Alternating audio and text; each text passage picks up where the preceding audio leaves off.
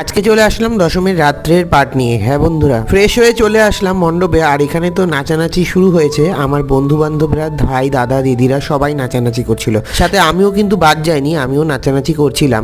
সোনালিরা আমাদের না থেকে হাসাহাসি করছিল আর আমরা এদিকে মজা করছিলাম। সত্যি কথা বলতে এত মজা হচ্ছিল না, লাস্টের দিন বলে কথা, একটু নাচানাচি না করলে হয়? বন্ধুরা, তোমরা কে কে নাচানাচি করেছিল লাস্টের দিন অবশ্যই কমেন্টের মাধ্যমে জানিও। তোমাদের কাছে একদম ক্ষমা চেয়ে নিচ্ছি, কেন কি ভিডিও দিতে একদম দেরি হয়ে গেছে, আমার শরীরটা খুবই খারাপ। তো চলো বেশি কথা না বলে আমরা তো এখানে মজা নাচানাচি করি।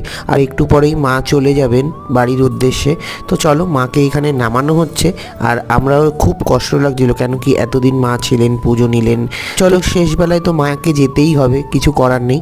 তো আসছে বছর আবার হবে। ঘাটের সামনে মাকে নিয়ে এসেছিল, আর আমাদের বাড়ির সামনে যেই পুকুরটা আছে ওখানেই কিন্তু আমাদের মায়ের বিসর্জন হয়। তো চলো, আসছে বছর আবার হবে। দেখা হচ্ছে অন্য কোনো ব্লগে। আজকের মতন টাটা, বাই।